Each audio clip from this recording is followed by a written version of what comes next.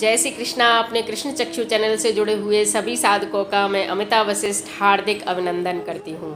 तो आज का वीडियो चातुर्मास महत्व पर। क्या है चातुर्मास, क्या है इससे संबंधित कथा, क्या है चातुर्मास नियम लेने की विधि, कब से कब तक होता है चातुर्मास, कौन बनते हैं इसके प्रतिनिधि देवता।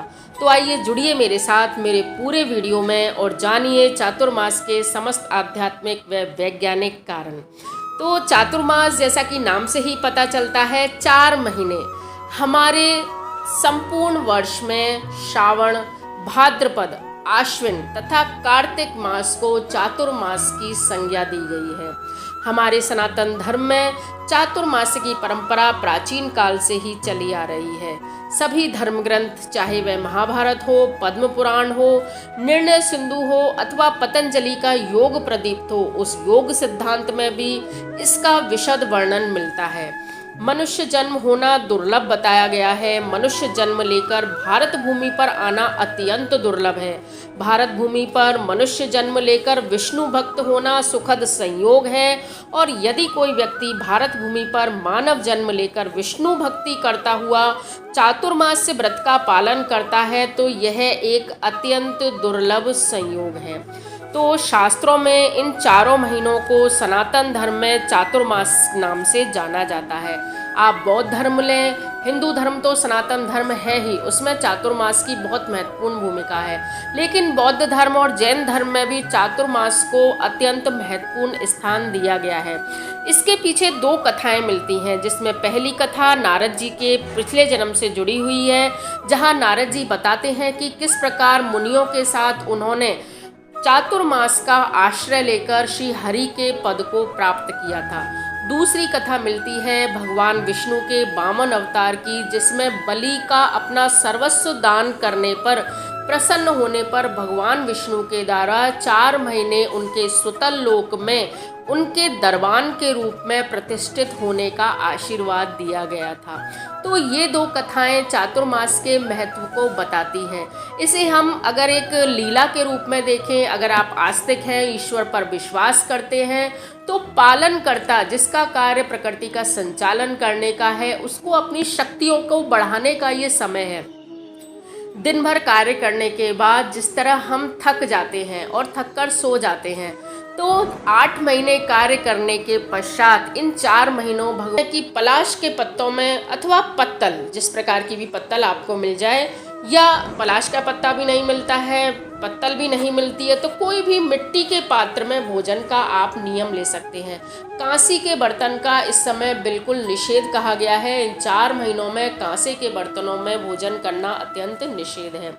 स्नान करते समय यदि आप जल में आंवले का चूर्ण, गौरज अर्थात गौशाला की जो मिट्टी है, वह ब्रजरज, यदि आपको वृंदावन की मिट्टी मिल जाए, वह डालकर आप स्नान करें तो यह पापहारी बताया गया है, अर्थात आपके पापों का नाश करने वाला बताया गया है।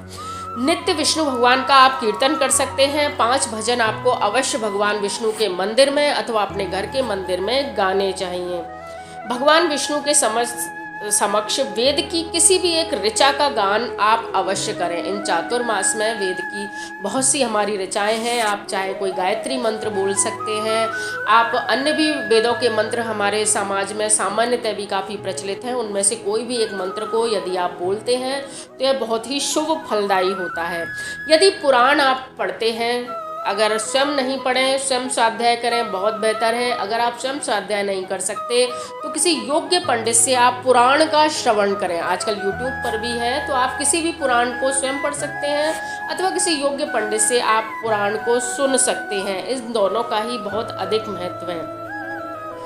दीपदान का इन दिनों बहुत महत्व है। अपने नित्य जो आप सायंकाल दीपक लगाते हैं, उससे अतिरिक्त आप श्री हरि के नाम से, शिव पार्वती के नाम से यदि 1, 2, 5, 10, 11 इस तरह दीप अगर आप लगाते हैं, 108 भी कई लोग लगाते हैं, नित्य 108 का नियम भी लेते हैं, तो वह भी बहुत अधिक शुभ फलदायी होता है। यह दीप आप तुलसी जी के नीचे, पूर्व दिशा की ओर, अपने दरवाजे के पास, अपने गणेश जी के पास या अपने घर के मंदिर में अथवा किसी भी वृक्ष के नीचे आप लगा सकते हैं। तो इन 4 महीनों में अगर आप इनमें से कोई वस्तु न त्याग सकें तो आप महीनों के आधार पर भी कुछ वस्तुओं का त्याग कर सकते हैं। जैसे सावन में आप दूध छोड़ सकते हैं। श्रावण मास में अगर आप दूध नहीं पिए, भाद्रपद में पी सकते हैं, अन्य महीनों में पी सकते हैं। श्रावण में आप अगर दूध छोड़ दें, हरी पत्तेदार सब्जियां छोड़ दें, इनका त्याग आप ले सकते हैं। भाद्रपद में आप दही छोड़ें, लौकी छोड़ दें, पत्तेदार सब्जियां और शहद का प्रयोग ना करें। आश्विन मास में आपको हरी सब्जियां, अनार, नींबू और तेल का त्याग करना चाहिए।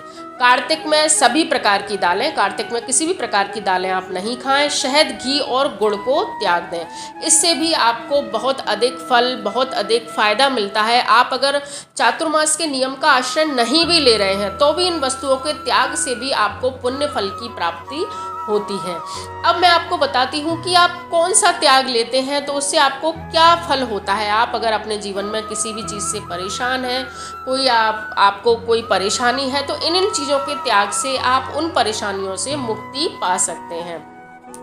तो अब मैं बताती हूँ कि यदि आपके जीवन में संतान की कमी है अथवा संतान से संबंधित आपको कोई परेशानी है, उनके विवाह से संबंधित, रोजगार से संबंधित, अन्य संतान अगर आपके नहीं है, अगर आप उससे भी परेशान हैं, आपके जीवन में थोड़ी कड़वाहट है, पड़ोसी से आपके संबंध मधुर नहीं रहते, घर में आपके संबंध मधुर नहीं है, भाई बंधुओं से, तो आप गुड़ का त्याग इन दिनों, इन 4 मास में गुड़ के त्याग का आश्रय आप ले सकते हैं। गुड़ त्याग सकते हैं आप।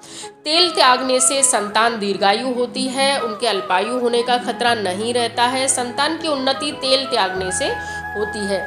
घी त्यागने से आपको रूप और सौंदर्य की प्राप्ति होती है, लावण्य आपको मिलता है यदि आप इन 4 महीनों में अथवा किसी एक महीने में घी का त्याग करते हैं। यदि आप पत्तल में भोजन करते हैं तो भोग व मोक्ष आपको प्राप्त होता है। साथ ही यदि पलाश के पत्तों में भोजन किया जाता है तो वह पापों का नाश करने वाला होता है। यदि आप मौन व्रत का आश्रय लेते हैं, मौन अगर आप रहते हैं, तो आपकी वाणी में सिद्धि आ जाती है, वाक सिद्धि आपको प्राप्त होती है। आपके मुख से जो भी निकलता है वह सही हो जाता है। आपका आशीर्वाद और श्राप दोनों ही आपके सिद्ध हो जाते हैं। दूध और दही छोड़ने से भगवान कृष्ण के साथ आपको गौलोक का वास मिलता है। मंदिर में परिक्रमा का नियम लेने से आपको भौतिक रूप से वाहन की प्राप्ति होती है। यदि आपकी वाहन की इच्छा है, वाहन आप प्राप्त करना चाहते हैं, तो भौतिक रूप से आपको वाहन की प्राप्ति होती है। और परलोक में कहते हैं कि विमान की प्राप्ति आपको होती है, अर्थात भगवान विष्णु के यहाँ से मुक्ति के लिए विमान आपको लेने के लिए